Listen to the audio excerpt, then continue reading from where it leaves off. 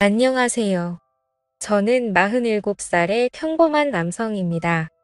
부지런한 분들께서는 이미 하루를 시작하셨을 새벽 아침에 저의 이야기를 해보려고 합니다.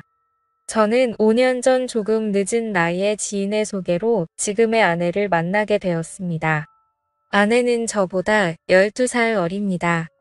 처음엔 나이 차이가 꽤 나는 아내에게 미안하기도 했고 부담스럽기도 했지만 저희는 2년이 넘는 시간 동안 서로 알아가며 사랑하고 미래를 약속했습니다. 그리고 현실로 이루었습니다. 연애 시절 아내는 거짓말이 잦은 편이었지만 본심은 여리고 순하다는 느낌을 강하게 받은 저로서는 아내를 믿게 생각할 수 없었던 것 같습니다. 작은 사업체를 운영하며 여느 가정과 같이 아둥바둥 지지고 복고 단란한 생활을 이어가던 중 운영하던 사업이 갑작스레 실패하게 되었고 재기를 하려 했지만 연이어 시작한 사업은 줄줄이 실패하고 말았습니다. 결국 저는 생계를 이어가기 위해 공장에 다니게 되었습니다. 어떻게든 이겨내보자 생각하고 악물며 일하려 했지만 일이 영 몸에 맞지 않아 저는 늘 지치곤 했습니다. 결국 불행은 연이어 찾아왔습니다. 여느 날처럼 공사장에서 일을 하고 있던 중 동료 직원의 기계 오작동으로 인해 기계의 팔이 끼는 끔찍한 사고가 벌어지고 말았습니다. 그 사고로 인해 저는 결국 한쪽 팔을 잃었습니다. 다친 팔의 고통보다 참기 힘든 여러 가지 어려움들이 두려웠습니다. 눈만 뜨면 봐야 했던 끔찍한 내 팔 몇 차례 견디기 어려운 수술들과 홀어머니의 우울증 좌절하여 하루가 다르게 살이 빠져가던 아내 그것도 모자라 회사와의 합의 과정이 원만히 해결되지 않아 치료 과정에서도 문제가 많았습니다. 퇴원한 뒤에도 취업은 당분간 어려운 상태일 듯했고 무엇보다 앞으로 삶에 대한 자신감이 없었습니다. 이렇게 한순간의 사고는 저에게 큰 후유증을 남겼습니다. 9개월의 긴 병원 생활 끝에 저는 어렵게 퇴원하였습니다. 홀몸으로 자식들을 키워온 저의 어머니는 저의 사고 이후 아내에게 유독 신경질적인 모습을 보이셨습니다. 제가 장애가 생겼으니 어머니 입장에서는 어린 며느리가 많이 신경 쓰이셨나 봅니다. 혹시나 젊은 며느리가 한 년이라도 팔지 않을까 하는 노파심이 아니셨나 싶습니다. 몸이 불편한 저와 유별난 시어머니 사이의 아내의 마음고생은 이만저만 아닐 테지요. 그런 아내에게 너무나 미안하고 고마웠습니다. 어머니께 걱정하지 말라며 아내에게 잔소리하는 어머니를 뒤로하고 아내 손을 잡아 이끌었습니다. 앞으로도 수개월 병원에 다니며 치료를 받아야 하는 상황입니다. 이토록 힘든 시기이지만 아내의 헌신적인 간호 덕에 현재 저는 희망을 잃지 않을 수 있었습니다. 퇴원 후 오랜만에 집으로 돌아와 그날도 아내는 저를 살뜰히 보살펴 주었습니다. 그때 아내에게 한 통의 전화가 걸려왔습니다. 아내는 황급히 전화를 끊어버렸습니다. 누구냐고 물었니? 실수로 알람을 잘못 맞춰 놓았다며 얼버무렸습니다. 짐작에 무언가를 숨기는 듯해 보였습니다. 그날 저녁에 아내가 잠시 나갔다 온다고 하더군요. 어딜 가냐 물었니 집 앞에 잠깐 친구가 보자고 해서 다녀온다 했습니다. 저는 그런 아내의 외출이 의심스러울 수밖에 없었습니다. 밤 9시가 되어도 아내는 귀가하지 않았습니다. 그렇게 애타게 아내를 기다리고 있는데 어머니께 전화 한 통이 걸려왔습니다.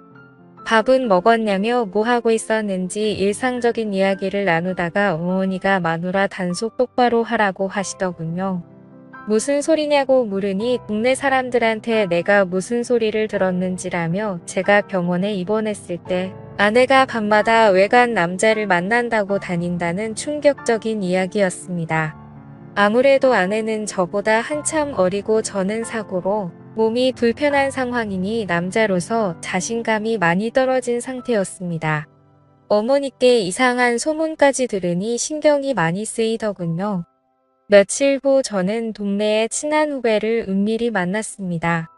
어릴 때부터 알고 지낸 막연한 사이라 저의 고민을 터놓고 얘기했습니다. 아내가 나 몰래 바람을 피우는 것 같다며 얘기했고 후배는 본인이 도울 수 있는 일이 없냐고 물었습니다. 저는 아내를 확인하고 싶었고 그렇게 후배에게 아내의 뒷조사를 부탁하게 되었습니다. 늦은 밤 또다시 아내가 집을 나서더군요. 주방에는 오늘도 늦을 테니 저녁 잘 챙겨 먹으라며 쪽지를 남겨놨습니다.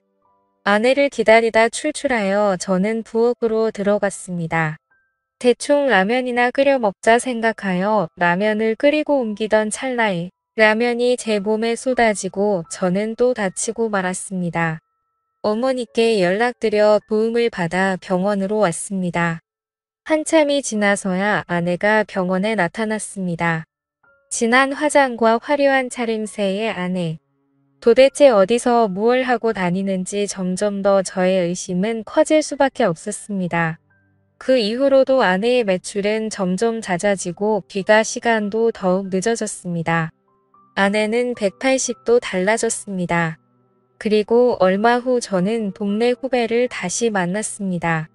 어떠냐 아내가 바람핀 거 맞냐 하면 물었습니다. 후배는 직접 보라며 사진을 주더군요. 너무나 깨끗했습니다. 장 보러 다니고 커피 마시고 다닌 게 다였습니다. 흠잡을 게 없더군요. 말도 안 된다며 후배에게 따졌습니다. 결과가 깨끗하면 오히려 좋아해야 하는 거 아니냐고 오히려 후배가 저를 못마땅하게 쳐다보더군요. 하지만 저는 도저히 사진을 믿을 수가 없었습니다. 다음날 술에 잔뜩 취해 비틀거리며 아내가 집으로 돌아왔습니다. 더 이상 참을 수가 없어 아내에게 따졌습니다. 허구한 날 어떤 자식 만나고 다니는 거냐며 적당히 좀 하라고 소리쳤습니다. 그러자 아내는 어이없다는 듯 저를 쳐다보며 되려 저에게 소리를 지르더군요. 본인도 이제 더 이상 못 참겠다며 지긋지긋하답니다. 이럴 거면 차라리 이혼하자고 하더군요. 그야말로 적반하장이었습니다. 이혼하자고 폭탄 선언하는 아내가 도무지 이해되지 않았습니다. 아내가 저녁마다 외출하고 늦은 밤이 되어서야 들어오는데 어떤 남편이 이 상황을 이해할까요? 아내는 그날 이후 외출 시간도 길어지고 횟수도 증가했고 나중엔 외박을 하는 상황까지 벌어졌습니다. 이제 아내의 외출은 일상이 되어버린 듯 했습니다. 더 이상 두고 불만은 없었습니다. 몸이 불편했지만 저는 몰래 아내의 뒤를 쫓기로 했습니다. 이토록 어두컴컴한 밤에 아내는 도대체 어디를 가는 걸까요? 아내는 집 근처의 한 시내의 번잡한 유흥가로 향했습니다. 그리고 아내가 들어간 곳은 유흥가의 한 노래방이었습니다. 더 이상 따라 들어가지 못하고 가게 앞에서 멈춰 섰습니다.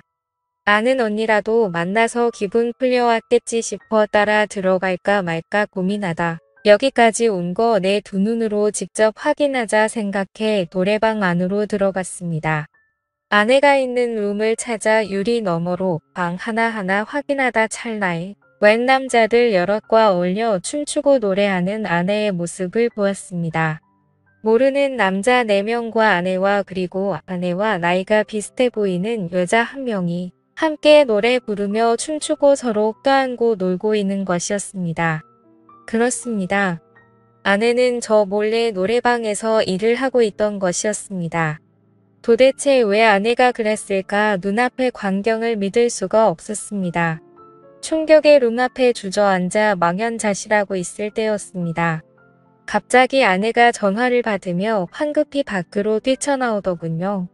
저는 재빨리 아내에게 들킬까 싶어 몸을 숨겼습니다. 누구를 만나기로 한 듯 뛰어가는 아내를 저는 다시 뒤쫓았습니다.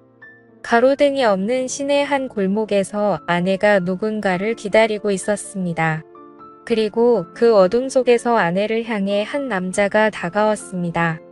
그런데 그 남자는 놀랍게도 제가 고민을 터놓고 얘기했던 후배 녀석이었습니다. 흥분한 저는 보고 있을 수만은 없었습니다. 후배와 아내에게 다가갔습니다. 어떻게 너희들이 이럴 수가 있냐며 후배놈에게는 왜 내가 내 마누라랑 놀아나고 있는 거냐고 따졌고 아내에게는 이놈이랑 무슨 짓을 하고 다니는 거냐고 소리쳤습니다. 느닷없이 제가 나타나니 그 둘은 소스라치게 놀라더군요. 그런데 오히려 아내가 저를 냉정하게 밀치더니 이게 무슨 짓이냐고 되려 저에게 소리쳤습니다. 그러더니 이게 다 누구 때문인지 아냐며 이 모든 게 다 제 탓이라고 울부짖더군요. 아내는 동네 언니의 소개로 몇 달 전부터 노래방에서 일을 시작했다고 합니다. 그렇게 저 몰래 매일 밤 노래방으로 출근했던 겁니다. 저의 사고로 긴 병원 생활을 마치고 태어날 무렵 아내를 기다리고 있던 건 어마어마한 액수의 병원비 청구서였다고 합니다. 저희에게 마땅히 들어놓은 보험도 없었고 경제적으로도 당연히 좋지 않은 상황이었습니다. 처음엔 저희 어머니와 처가 댁에서 도움을 받아 어찌어찌 살아갔나 봅니다. 저에게는 괜찮다며 걱정하지 말라고 했던 아내에게 이렇게나 큰 걱정이 있는 줄 미처 몰랐습니다. 괜찮다고 하여 저는 괜찮은 줄만 알았네요. 평범한 주부로만 살아온 아내가 큰 돈을 마련할 수 있는 일은 결국 도움의 일이었던 것이었습니다. 저의 치료비와 생계를 이어가기 위해 아내 역시도 이 악물고 시작한 일이었는데 오히려 저 때문에 아내의 불행이 시작되었던 것이었습니다. 아내의 뒷조사를 부탁한 후배놈이 아내의 노래방으로 찾아갔던 것이었습니다. 후배놈이 아내에게 노래방에서 아내가 남자들과 어울리는 수십 장의 사진을 보여주며 아내의 비밀을 지켜주는 대가로 계속해서 돈을 요구했던 것입니다. 심지어 그 후배놈은 돈이 적다는 이유로 아내에게 폭력까지 휘둘렀었다고 합니다. 이 후배놈은 저희 아내가 도우미 일을 하는 것을 알면서도 저에게 말을 하지 않은 것이지요. 그리고 오히려 아내를 찾아가서 도우미 일이라는 것을 남편에게 말하지 않을 테니 돈을 내놓으라고 협박했던 것입니다. 아내가 저를 붙잡고 하소연합니다. 자신이 얼마나 힘들었는지 아냐며 모든 게 저를 사랑해서 그런 거였다고 합니다. 저는 왜 진작에 나한테 말하지 못했냐고 미안하다고 아내를 껴안고 울었습니다. 그리고 그 후배놈을 아내를 협박한 이유로 경찰에 신고했습니다. 이제 곧 뜨는 해를 바라보면서 이렇게 글을 쓰니 그때의 일이 다시 생각나네요. 지금 저는 적은 돈이지만 일을 할 수 있는 상황이 되었고 아내도 근처 식당에서 일을 하며 지내고 있습니다. 함께 모으는 돈이 비록 큰 돈은 아니지만 서로가 있음에 감사하고 행복해하며 열심히 살고 있습니다. 긴 글 읽어주셔서 감사합니다. 오늘의 사연 들어주셔서 감사합니다. 여러분의 생각은 어떠신지 댓글 달아주세요.